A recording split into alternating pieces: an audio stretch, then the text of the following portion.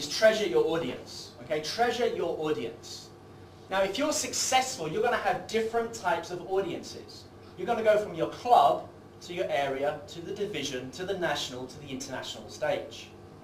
Each of these audiences are different. So when I hear people say, I get bored of giving the same speech, I start to worry. Because every audience is different, so every speech should be different. Do you know what I mean? Because if you're delivering at the club level, you know all these guys. You're comfortable. You don't feel that much pressure going in to see the same people you see every week, do you? Right? It's fun. The audience want you to succeed. Your club laugh a lot harder, a lot longer at your jokes. Your club are your friends.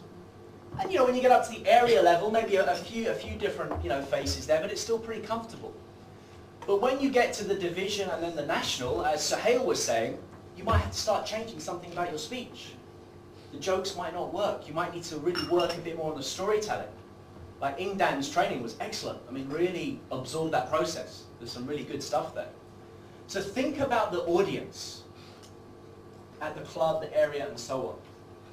That's one thing. But actually, you have two audiences, don't you? You have the people in the audience, and you have the judges. Do you know what the judges are looking at when they're judging your speech? Have you read the ballot? Do you understand the weighting of the speech contest?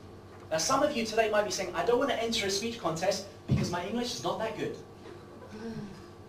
And I heard Sam giving a training a couple of weeks ago saying, well, look, it doesn't matter, it's only 10%. Right? The language is only 10% of the whole score. And yet you're never going to get 0. So, what are you going to do? You're going to lose like 2-3% at the most. So even if your language is not that strong, it doesn't matter. Most of the weighting goes on the content, on the storytelling. So again, I recommend you look at that story-making process and also look at the past winners. That's the best thing you can do, really, when it comes to understanding what works with the audience.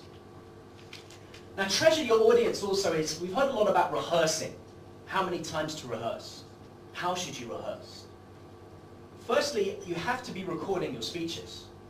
If you don't have that habit now of audio or videotaping your speeches, I'm recording my speech down here today.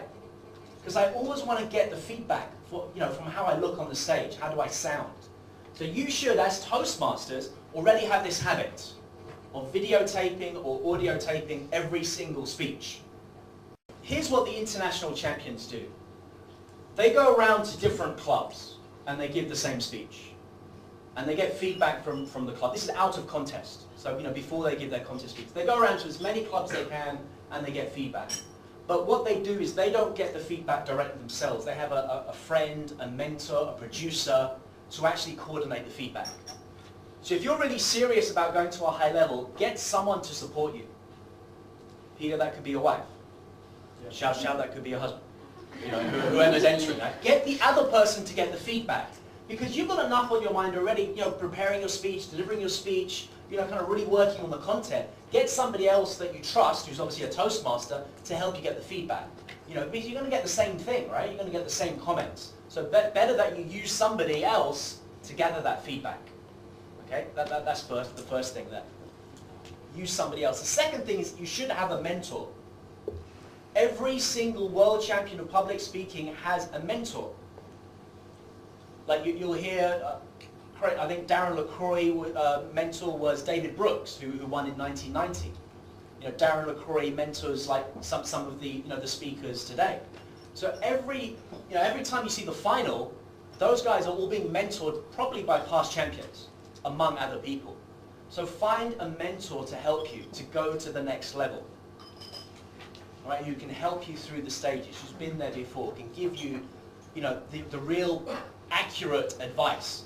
You can get, advice from people, right? But you want to get advice from people who've won contests, or at least have been through this stage before. So that would be, definitely something that I recommend that you do as you're going through the rounds.